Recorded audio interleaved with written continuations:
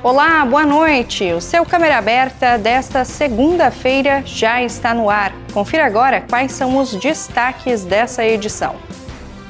Motorista fica ferido após carro bater na traseira de caminhão na BR-101. Confira os detalhes da previsão do tempo. E ainda, Laguna passa a sediar Instituto Histórico e Geográfico do Sul de Santa Catarina. Essas e outras notícias você confere a partir de agora. O Câmera Aberta já está no ar.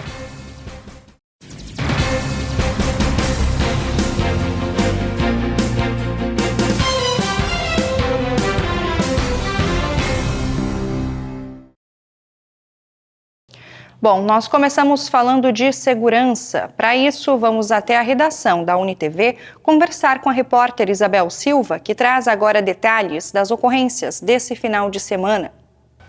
Oi, Cauã, olá você que nos acompanha. Nós começamos o quadro de hoje com um acidente que terminou em tragédia na tarde deste sábado aqui em Tubarão. A batida envolvendo duas motocicletas foi registrada no bairro Revoredo e deixou 2 jovens mortos. Segundo as informações da Polícia Militar, uma das motos era conduzida por um rapaz de 18 anos que levava um adolescente de 16 anos na garupa.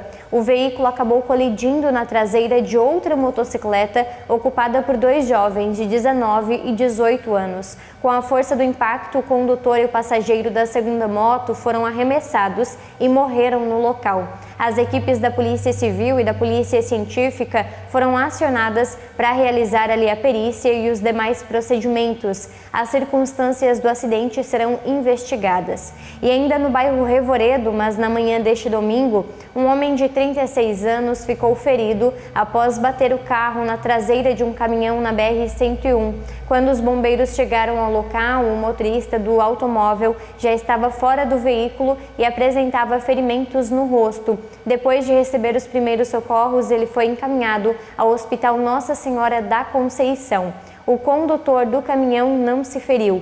As equipes também realizaram a sinalização da rodovia e garantiram a segurança da cena até a chegada da concessionária responsável pelo trecho. Já na localidade de Caruru, 2 pessoas ficaram feridas após um caminhão perder o freio e atingir um trator estacionado às margens da estrada geral. De acordo com o Corpo de Bombeiros, o veículo teria apresentado falhas no sistema de frenagem, o que fez com que o motorista perdesse o controle da direção.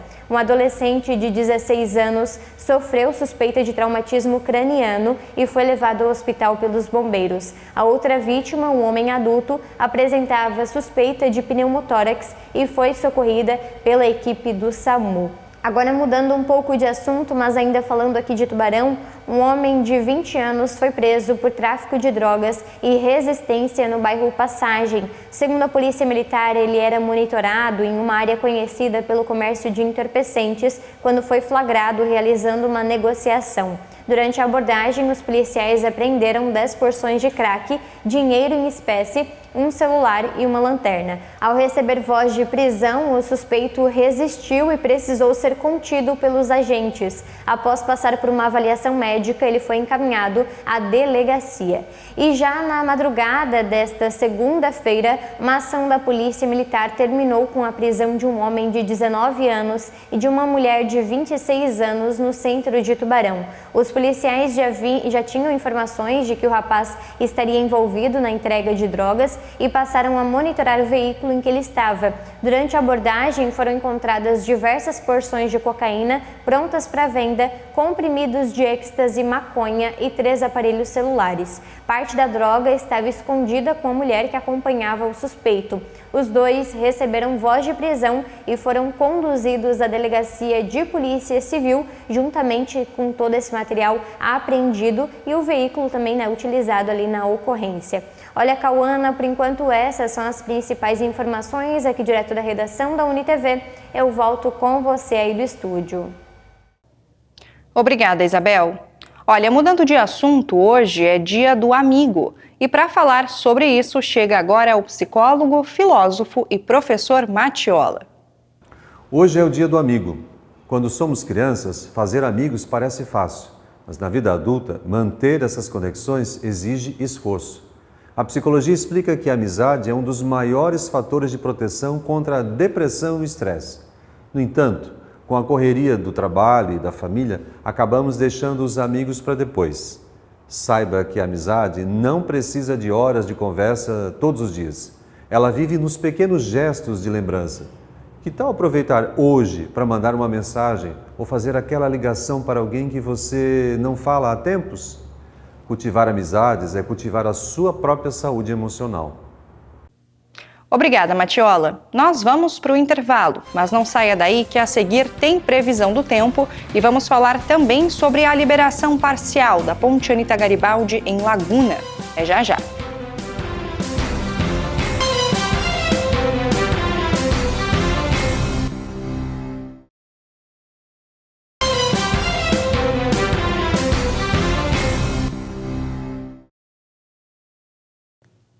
Estamos de volta e agora você confere a previsão do tempo.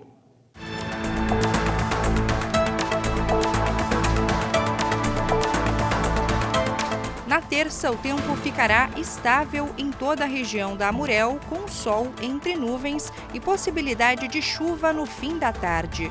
Em Tubarão, a mínima prevista é de 17 graus e a máxima chega aos 26. Em Laguna, os termômetros variam entre 17 e 21. Em Imbituba, a mínima também será de 17 e a máxima de 26 graus. Em Gravatal, as temperaturas oscilam entre 17 e 26. Jaguaruna terá mínima de 17 e máxima de 19 graus. E em Pescaria Brava, a previsão indica a mínima de 17 e máxima também de 26 graus. Na quarta, o tempo muda em toda a região e a chuva retorna. As temperaturas ficam mais amenas. Em Tubarão, a mínima prevista é de 16 e a máxima de 19 graus. Em Laguna, os termômetros variam entre 16 e 18. Em Imbituba, a mínima será de 16 e a máxima de 19 graus. Em Gravatal, as temperaturas também oscilam entre 16 e 19. Jaguaruna terá mínima de 16 e máxima de 18 graus. E em Pescaria Brava, a previsão indica a mínima de 16 e máxima de 19 graus.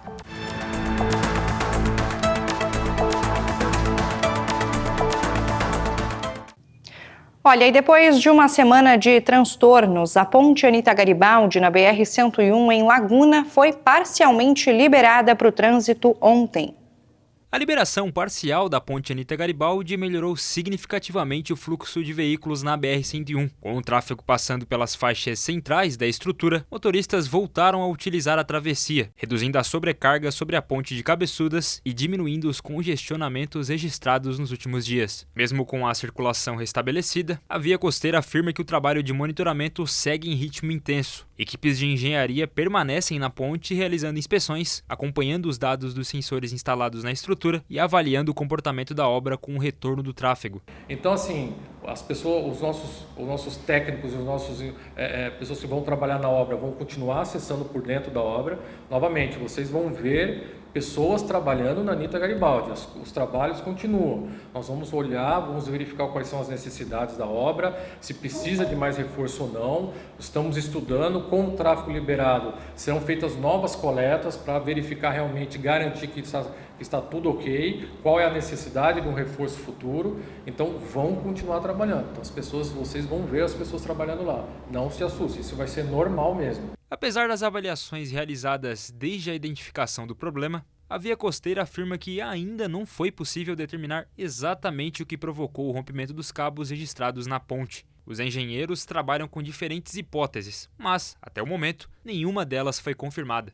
Então, assim, é uma ponte que foi construída em 2015, teve um tempo que não foi operada pela concessionária, então nós não podemos falar exatamente um motivo. Nós temos, os engenheiros que nós contratamos, ele tem algumas ideias de quais motivos foram, mas exatamente dizer que aquele motivo foi o que aconteceu, eu acho que é muito imprudente. É uma somatória de motivos, como a gente está falando, né? Então, assim, o importante é dizer que a concessionária está aqui, todas essas ações que nós estamos fazendo é justamente identificando a mínima patologia. A concessionária já entra em ação, faz a correção para que não tenha risco nenhum. Então, esse o nosso papel. Nosso papel é garantir daqui para frente a integridade da ponte. E é isso que nós estamos fazendo. Além das inspeções em campo, técnicos analisam projetos da obra, documentos complementares e dados coletados pelos equipamentos de monitoramento instalados na estrutura. Esta não é a primeira vez que a ponte apresenta esse tipo de ocorrência. Segundo a Via Costeira, um rompimento de cabo também foi registrado em 2022, mas em outro ponto da estrutura. Na época, a ponte recebeu reforços e continuou operando normalmente. Agora, após um novo episódio, os engenheiros buscam identificar se há alguma relação entre os casos e qual a origem do problema.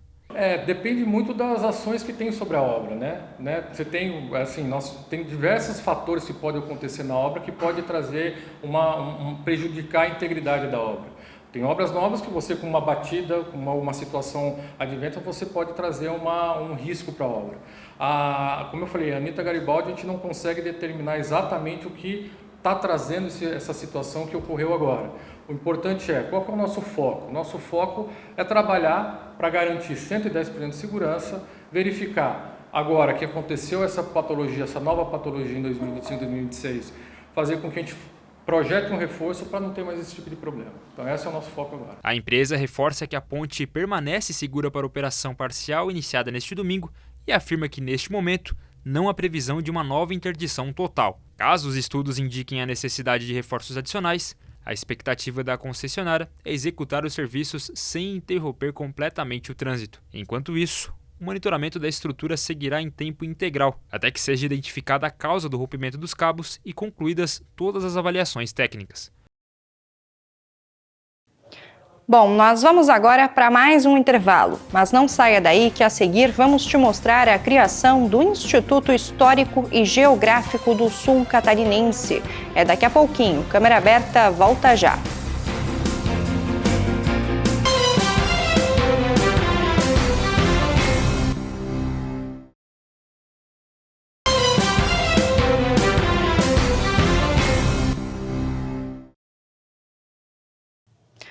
Laguna passa a ser a casa do Instituto Histórico e Geográfico do Sul de Santa Catarina.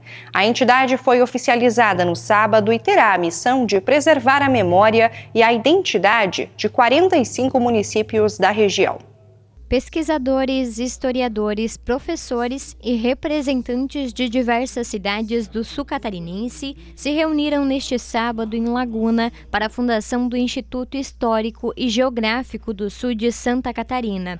A nova entidade terá sede no município e vai atuar nas regiões da Murel, Anrec e Amesc. O objetivo é preservar e divulgar a história, a geografia, a genealogia e o patrimônio cultural dos 45 municípios que formam a mesorregião sul do estado. Nós temos visto ao longo dos anos, das décadas que se passaram, que houveram manifestações e registros, trabalhos feitos de pesquisa e de registro dessas pesquisas sobre a história da região sul, feita por pessoas, por indivíduos apenas, sozinhos, por diletantismo ou pela sua paixão pela história, ou até motivados pelo interesse em preservar a história, já que não havia um instrumento capaz de preservar a história local de cada uma das nossas 45 cidades do sul de Santa Catarina. Então nós reunimos as pessoas, as principais lideranças vocacionadas para a história e colocamos a ideia, fomos buscar o aval do Instituto Histórico e Geográfico de Santa Catarina e fomos contemplados então com a realização desse trabalho. Laguna foi escolhida para receber a sede do Instituto por ser considerada um dos principais berços históricos de Santa Catarina. Além de abrigar fatos importantes da formação do Estado, a cidade também teve papel fundamental na expansão do território brasileiro no sul do país. Durante o evento, especialistas destacaram a importância da região na formação histórica do Brasil e defenderam a necessidade de preservar documentos, acervos e memórias das diferentes etnias que ajudaram a construir o sul catarinense. O Instituto Histórico e Geográfico do Sul de Santa Catarina tem uma missão muito grave, que é justamente a preservação da memória, muito mais do que a preservação da memória, da documentação, da bibliografia sobre o sul de Santa Catarina e produzida no sul de Santa Catarina, também a preservação do patrimônio cultural, material e imaterial, e o aprofundamento, a reflexão sobre todos esses processos que se verificaram aqui no sul de Santa Catarina. Muita gente morreu, muita gente lutou, muita gente deu o seu sangue, o seu patrimônio, a sua vida para construir essa história belíssima que a história da região sul de Santa Catarina tem.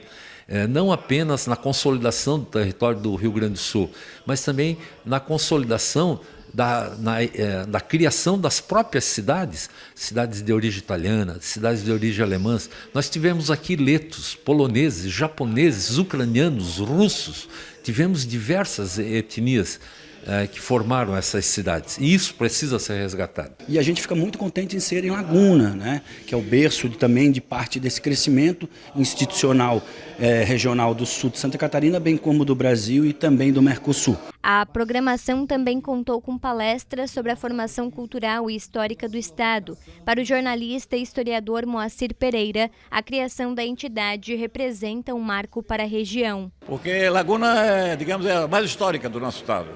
Está aí o Tratado de Tordesilhas, né? Que passou por Laguna, ponto zero de Laguna. E os últimos acontecimentos em vários séculos, né, também destacam Laguna. Paisagem maravilhosa, turismo, histórias aí que são realmente marcantes no Brasil e no mundo, né? Laguna, afinal, é a terra da Anita Garibaldi, a heroína também da Itália, além do Brasil. Então tem tudo a ver. E eu apoiei, assim, com muito entusiasmo, esse projeto e aceitei um convite honroso para que falar sobre Santa Catarina, 500 anos de história, a partir da nossa padroeira, Santa Catarina da Alexandria, e o estado hoje que é o melhor estado do Brasil. Em inúmeros itens, Santa Catarina desponta, né, no Brasil, e é considerado também um estado exemplar até fora do Brasil, em outros países. A partir de agora, o Instituto deve iniciar o processo de formalização jurídica e a elaboração de um plano de ação. A expectativa é que a entidade promova pesquisas, eventos, digitalização de documentos e parcerias com instituições do Brasil e do exterior. Para o presidente do Instituto Histórico e Geográfico de Santa Catarina, Luiz Newton Correa, a nova instituição terá um papel fundamental na preservação da identidade regional e no fortalecimento da história catarinense.